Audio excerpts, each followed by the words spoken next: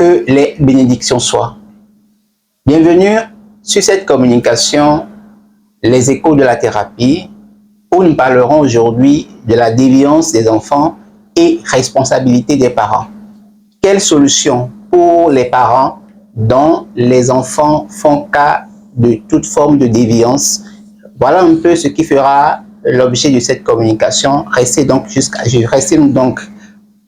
la fin et on pourra mieux comprendre la pertinence. J'invite tout de suite M. Maurice Awinde à nous rejoindre pour cette nouvelle communication. Oui, bonjour M. Mario. Comment vous allez bien? Je vais très bien. Alors, ça fait un bon moment, on ne s'est pas vu sur cette communication. Sur cette chaîne? Sur cette chaîne. Bon.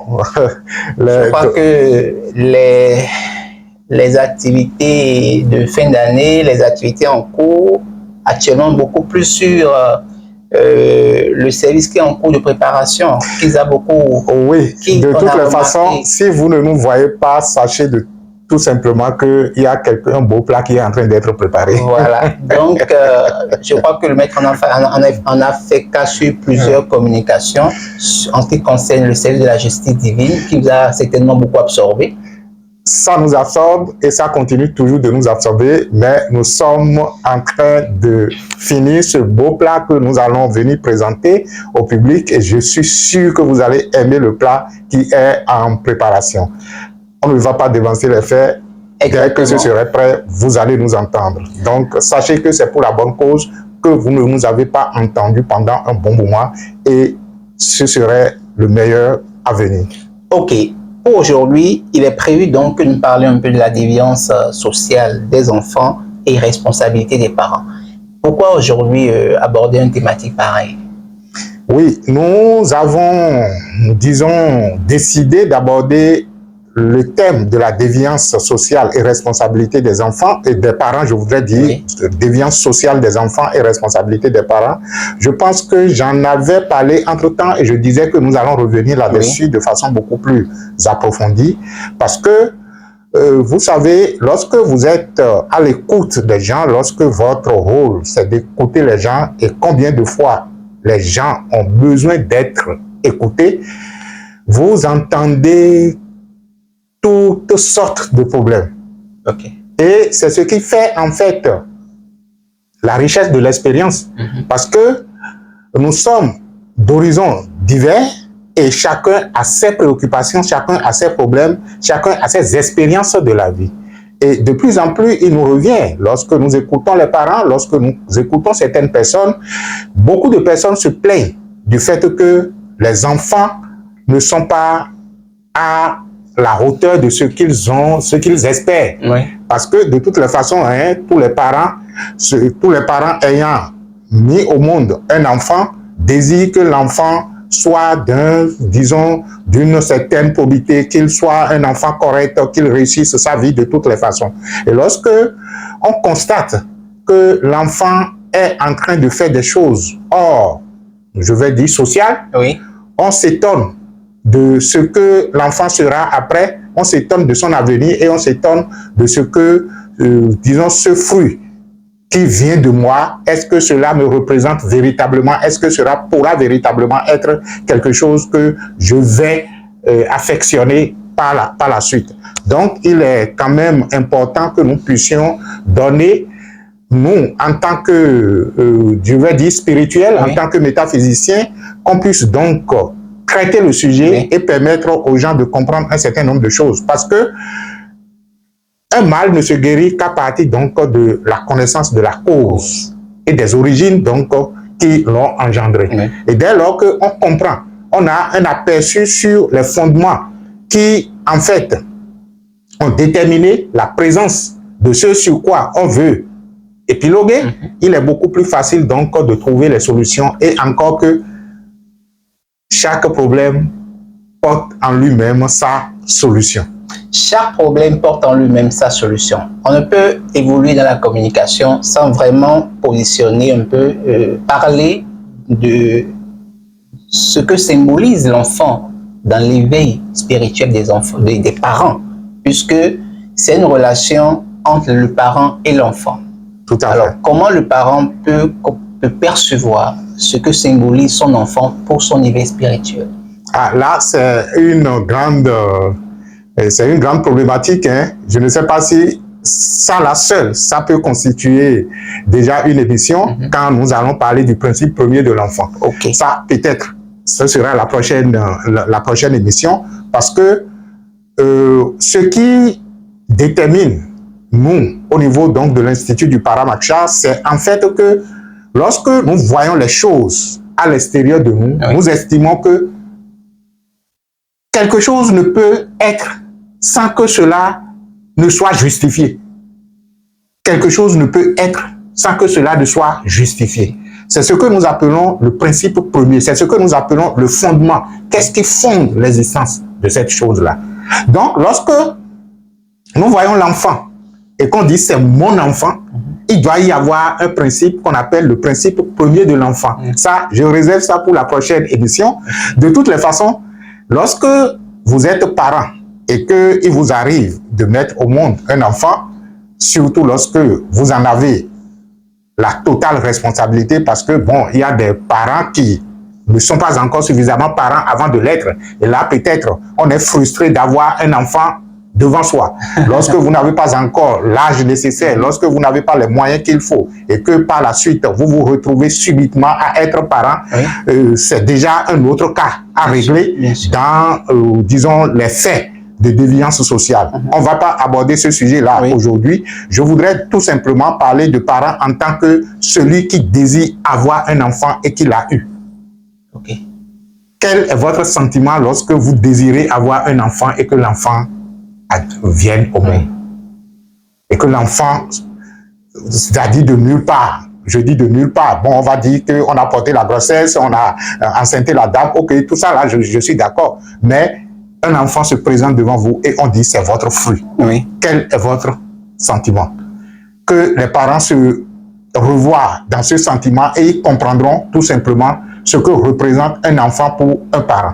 Du point de vue spirituel, lorsque vous mettez au monde un enfant, oui, je pense même dans notre tradition, surtout lorsque c'est le premier enfant, on dit c'est-à-dire que le c'est là, c'est ce qu'on pourrait appeler l'âme, ce qu'on pourrait appeler votre être intérieur. Donc l'enfant qui est apparu devant vous représente le visage de votre c'est, le visage de votre être intérieur. Donc on dit c'est nous kumetouene. Je réponds à la question que tu as posée lorsque tu dis en fait que représente un enfant pour l'éveil spirituel d'un parent. Et lorsque le c'est nous kume se présente devant toi, cela veut dire que l'enfant qui est venu au monde est en train de te montrer en fait le visage de ton monde intérieur. Ok. L'enfant qui est venu au monde, s'il n'y avait pas un miroir pour te mirer, l'enfant vient te montrer ton visage. C'est vrai qu'on parlera de il ne me ressemble pas trait pour trait en termes de visage physique et tout le reste, mais je parle beaucoup plus du visage intérieur. L'enfant qui est venu de vous est le reflet de votre monde intérieur. Il est, comme dans la tradition fond le dit, il est le visage de votre c'est. C'est nous kumetouene. Intéressant. Intéressant. Alors là, du coup, un peu comme le miroir où on se voit soi-même.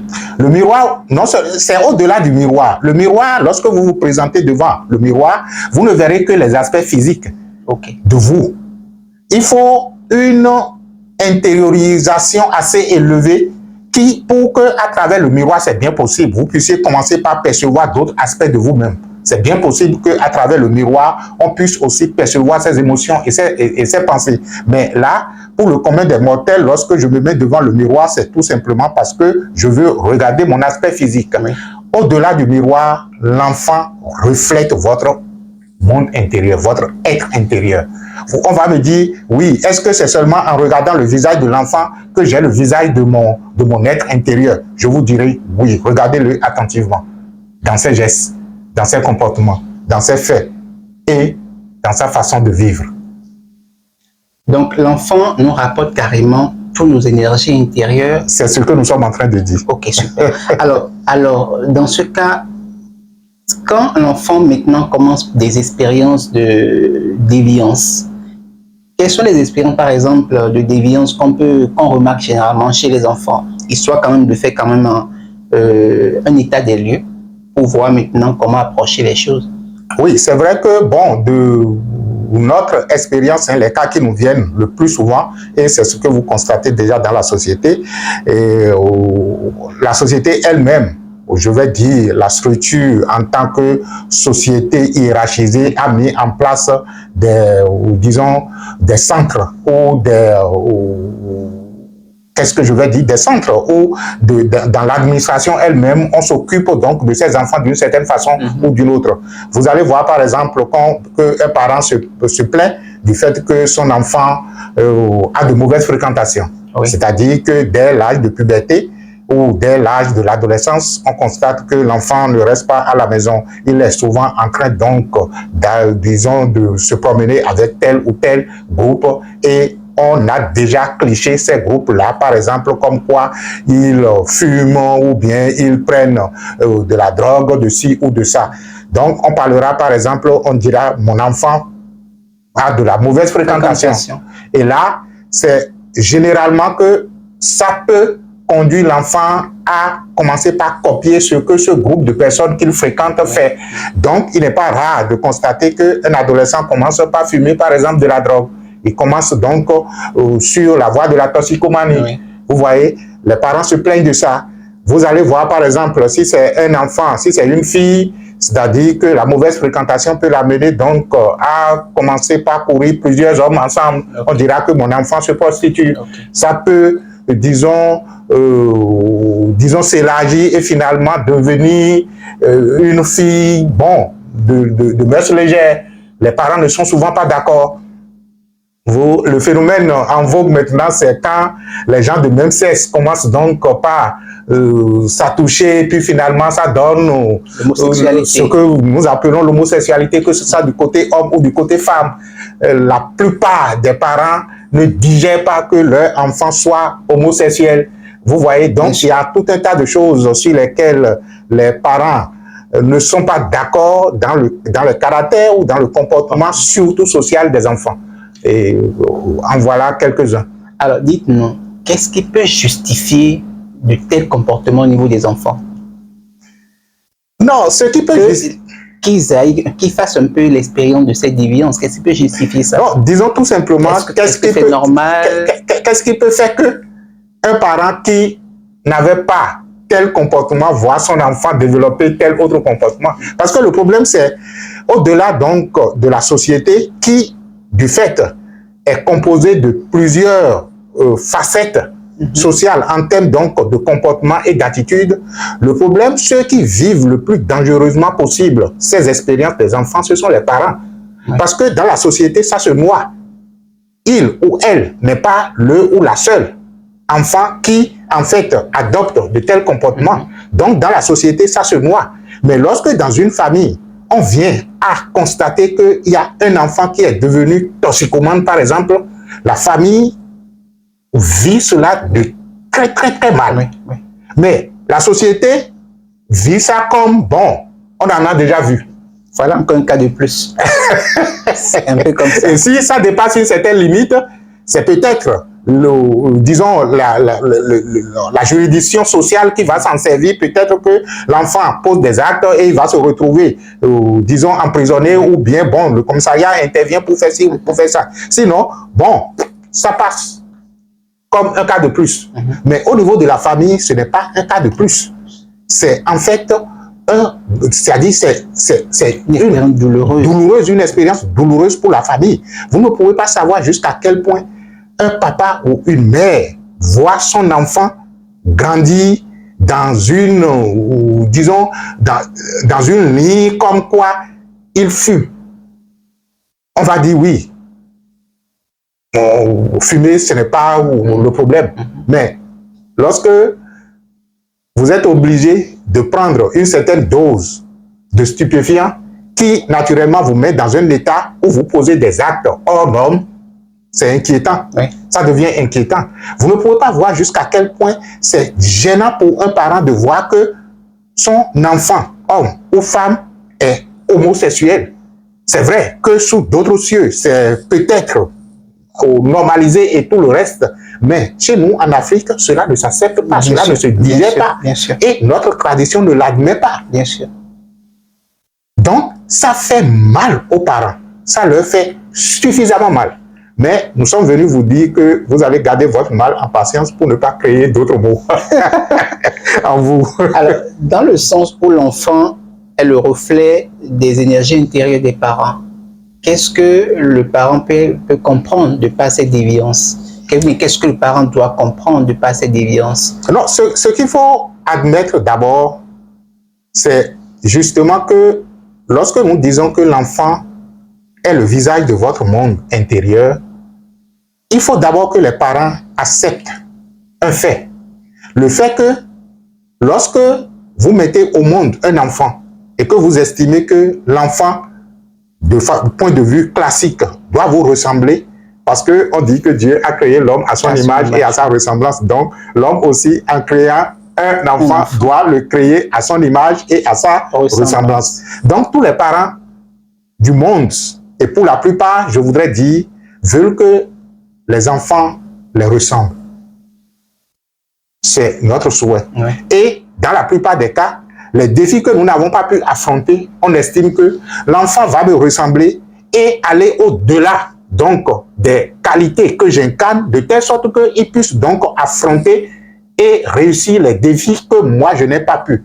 Il y a des parents qui, dans cette logique, veulent même que l'enfant vive leur vie à leur place. C'est-à-dire que un parent qui, dans son cursus scolaire, par exemple, voulait être médecin. Entre-temps, lui, ses parents n'avaient pas les moyens de le mettre dans une école de médecine. Il estime que son enfant que lui, il a mis au monde doit devenir médecin. Jusqu'à ce qu'on interdise même à l'enfant de faire le choix des filières qui le motivent. Qui pouvaient le motiver. Bien sûr. Ces façons, c'est juste un exemple que nous avons pris, hein. Ça pourrait être d'autres exemples, c'est-à-dire que moi je n'ai pas pu faire ci et il faudrait que mon enfant fasse ci et tout le reste. C'est vrai que du point de vue parental, du point de vue position parent, c'est bien, mais il faudrait qu'on comprenne que la vie que l'enfant est une vie libre et absolument libre de choix d'incarnation. Et que lorsque l'enfant vient au monde, il vient au monde, ok, à travers nous. Il représente, on a dit, le visage de notre monde intérieur. Ok, d'accord. Mais l'enfant est venu avec son programme. Et la responsabilité du parent, c'est de pouvoir aider l'enfant à décoder le programme sur lequel il est venu dans ce monde. Quitte à ce que on puisse voir si dans ce programme, il y a les aspirations qui me concernent à moi en tant que parent. Mais la première des choses, ce n'est pas de lui présenter, moi, mes aspirations, parce que je suis également une vie en pleine incarnation et l'enfant est également une vie entière en pleine incarnation. Et l'un des principes de la vie, c'est la liberté absolue. La vie est absolument libre. De telle sorte que lorsque la vie se sent dans des contraintes, de ne pas pouvoir exercer sa liberté d'être libre, vous allez assister à des choses impossibles. C'est elle, en tant que vie, qui va initier des expériences impossibles que vous ne pourrez même pas justifier parce que, à l'origine, on ne lui a pas accordé la liberté d'être libre. Tout conseil et toute aspiration que vous voulez de votre enfant doit d'abord partir du fait que il ou elle est une âme absolument libre. Et que le pouvoir absolu a voulu que, à travers votre énergie, il puisse donc passer et venir donc expérimenter ce pourquoi il s'est incarné. Ok, d'accord. En faisant l'association de toutes les énergies du passé et de ce qui pourrait faire que l'enfant est là aujourd'hui, vous êtes inclus en tant que parent parce qu'un enfant ne vient à travers vous, ne vient pas à travers vous par hasard. Il y a une logique qui justifie cela. Mais la logique qui justifie cela ne va pas occulter le principe de la liberté. Alors, est-ce que le parent doit accepter la situation? Comment gérer ça? D'abord, tu demandais qu'est-ce qui justifie, disons, le fait que les enfants se retrouvent dans de telles ou telles déviances que les parents. Ce qui justifie cela, c'est d'abord, un, le non-respect du principe de la liberté. Deux, c'est en fait que chaque parent doit faire de l'introspection. Parce que lorsque vous avez l'enfant devant vous et que vous dites que l'enfant là ne me ressemble pas parce que je le vois dans telle défiance sociale, ce que moi je n'avais pas fait de par le passé, la question c'est, quand vous n'aviez pas fait de par le passé, est-ce que vous l'aviez admis comme étant chose normale à vous? Je reprends. Oui. Vous avez par exemple un enfant qui est devenu toxicomane. Oui. Vous dites que cela ne vous plaît pas parce que vous, de votre passé, vous n'aviez pas été fumeur. Oui. Ça, c'est un cas. Vous avez un enfant, par exemple, qui, en fait de mauvaises fréquentations, c'est-à-dire qui se retrouve dans la société comme quelqu'un qui est hors la loi. Vous dites, non, de par le passé, moi, je suis, disons, très respectueux, je fais ci, je fais ça. Ok, d'accord. Mais lorsque vous allez fouiller votre passé, votre enfance et votre adolescence, il se fait peut-être que, et là, écoutez-moi très bien, il se fait peut-être que, pendant que vous étiez peut-être auprès d'un oncle qui était très sévère et qui ne vous permettait pas de sortir, que vous n'étiez pas d'accord. Je reprends.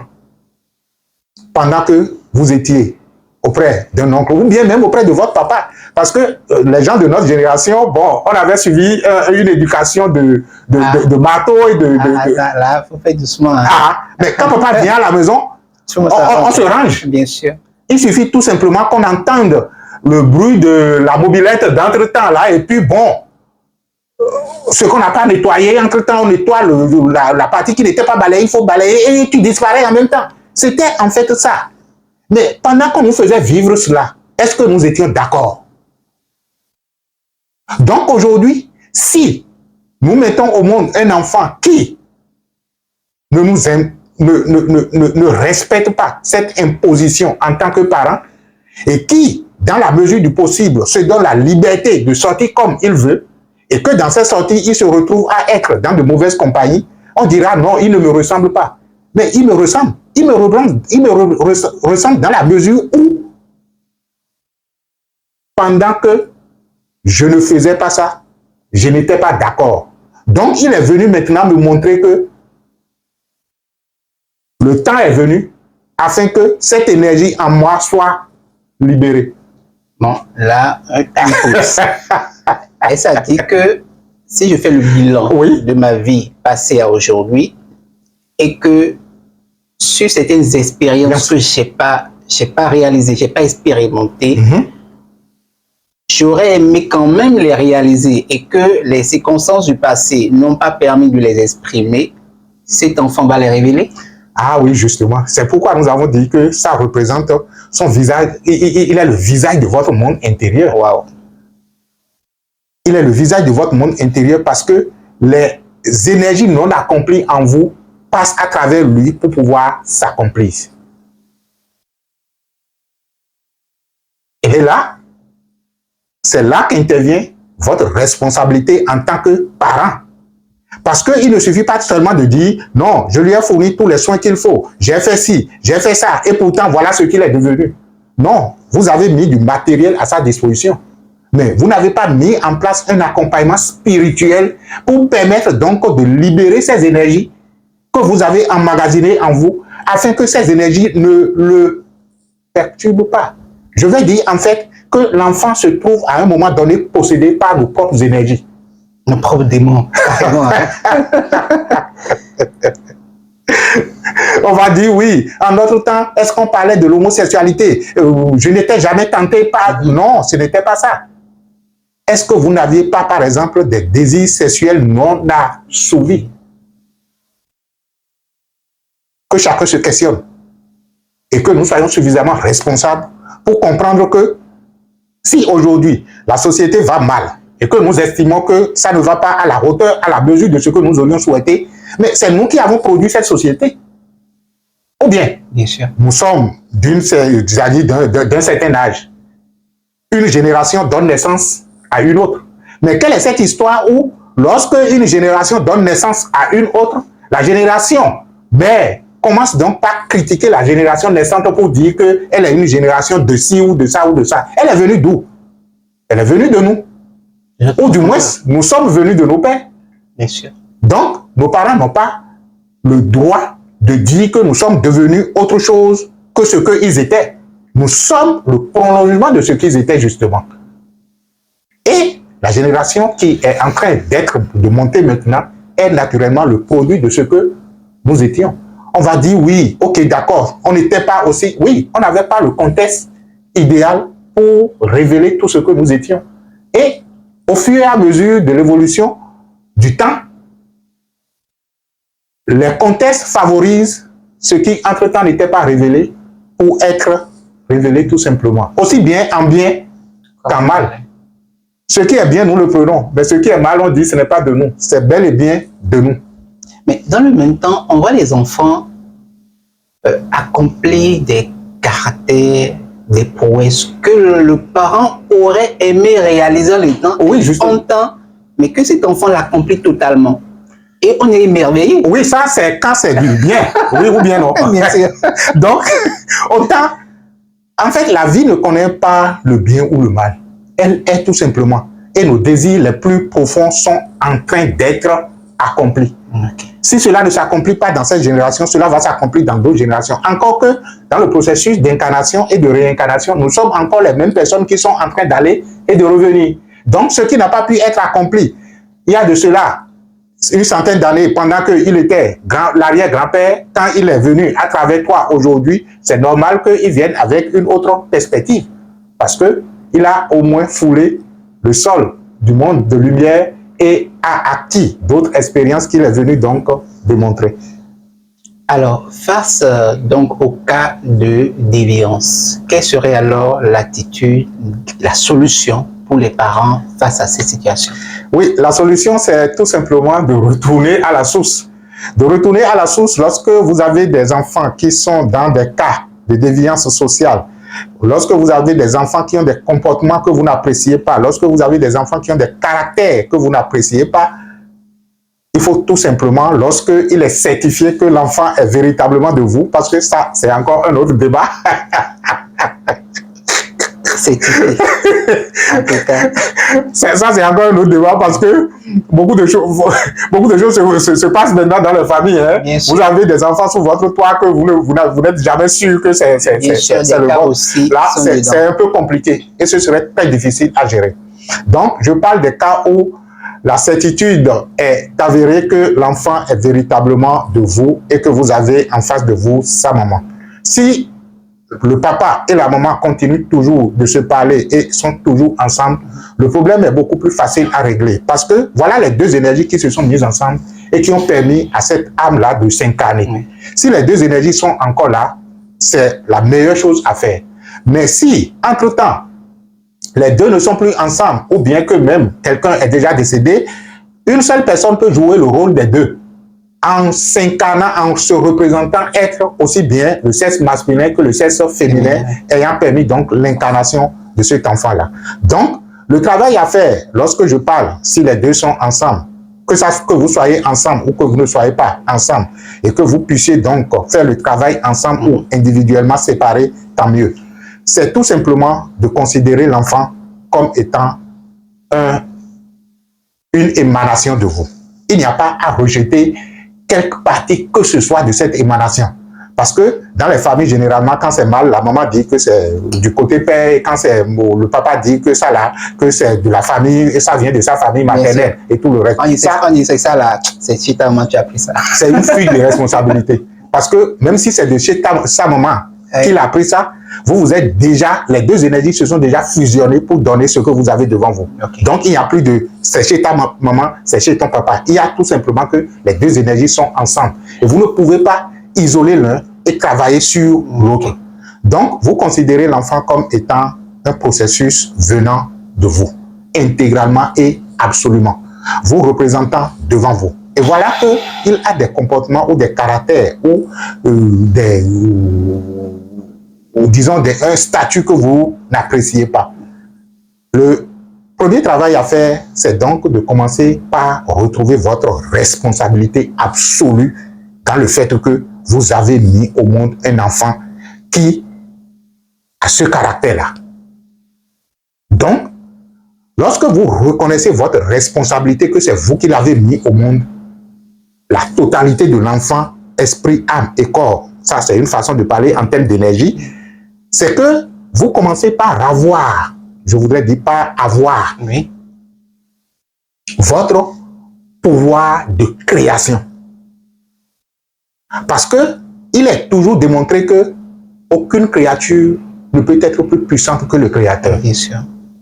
Par conséquent, le caractère que l'enfant développe, l'attitude que l'enfant développe, la déviance sociale dont il fait preuve est un enfant, c'est-à-dire est une créature de vous en tant que créateur. Aussi bien dans sa forme que dans ses caractères. Dans ses caractères.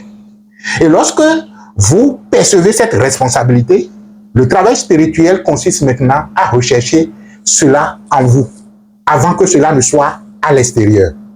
Rechercher en soi. Rechercher en soi, c'est en fait,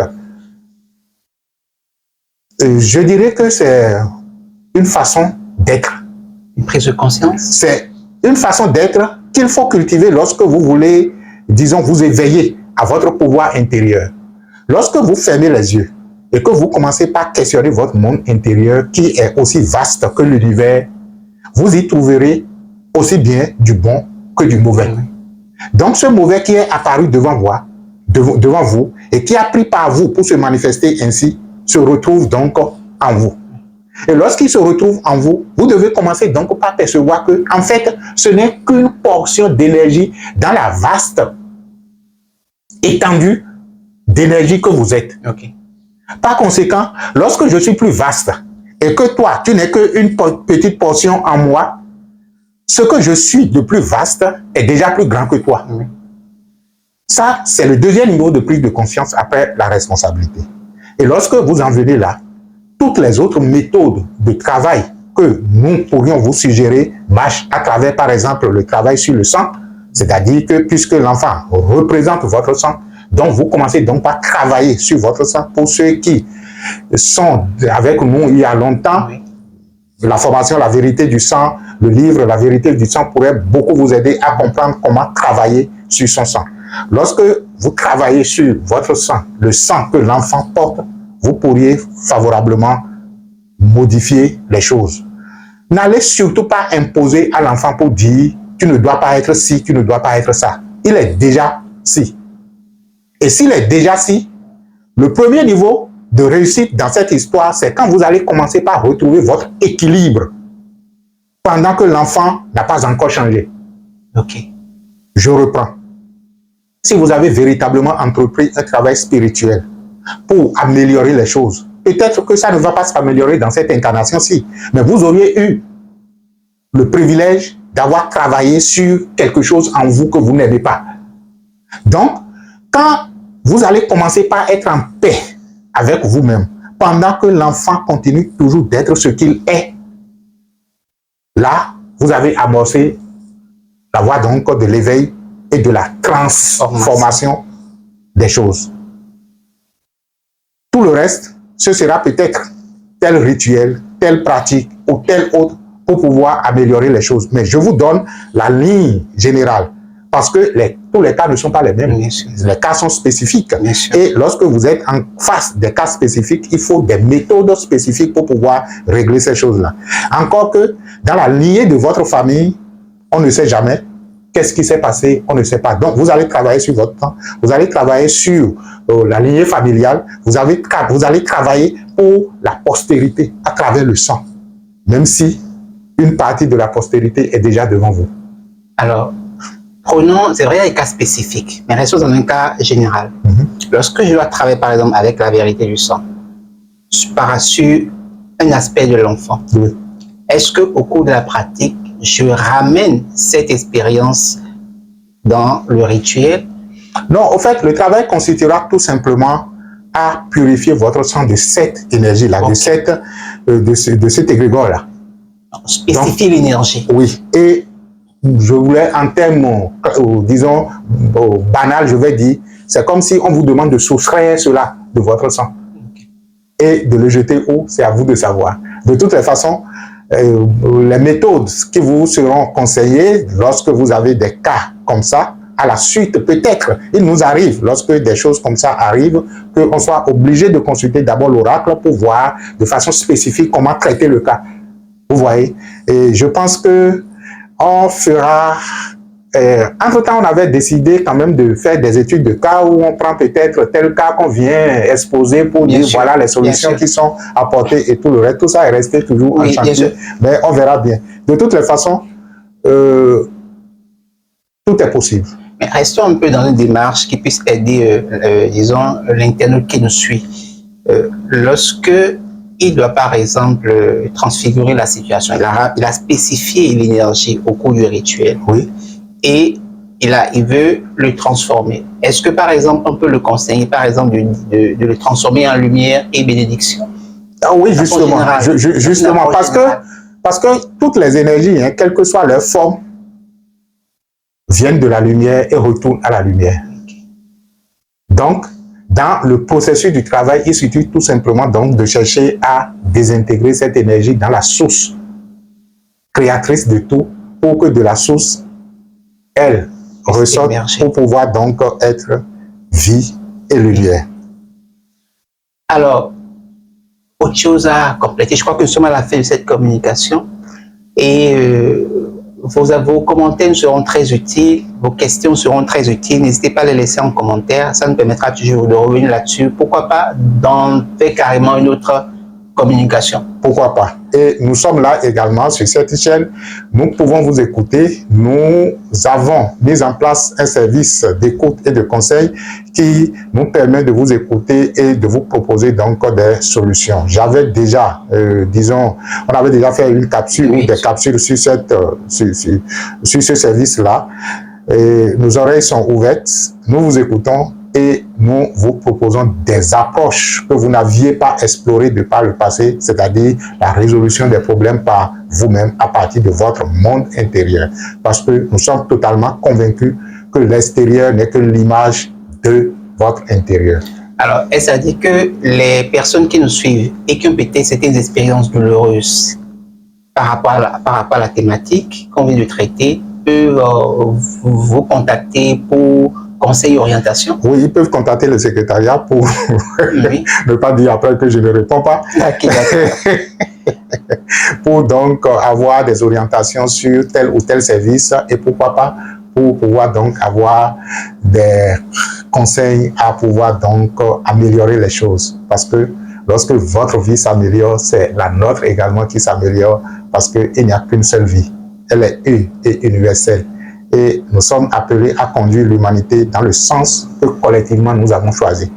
Plus il y a de personnes éveillées qui décident de conduire l'humanité dans tel sens, mieux l'humanité se portera. Si le sens choisi est la meilleure pour tout le monde. C'est parce qu'aujourd'hui, nous avons fait l'erreur de confier la gestion du monde à des gens, bon, les maîtres disent à des enfants, que l'humanité continue toujours de traîner les pas dans son expansion spirituelle. Alors, nous voilà un peu à la fin de cette communication. Un mot pour terminer. Quel conseil pourriez-vous donner encore à ceux qui nous suivent? Non, merci tout simplement pour eux d'être toujours à l'écoute et nous ferons de notre mieux pour vous donner le meilleur de nous-mêmes. Et je vous le disais, si nous gardons du silence, sachez qu'il y a du travail qui est en train d'être fait et vous aurez d'ici là les résultats des différents travaux que nous sommes en train de faire qui nous ont empêchés de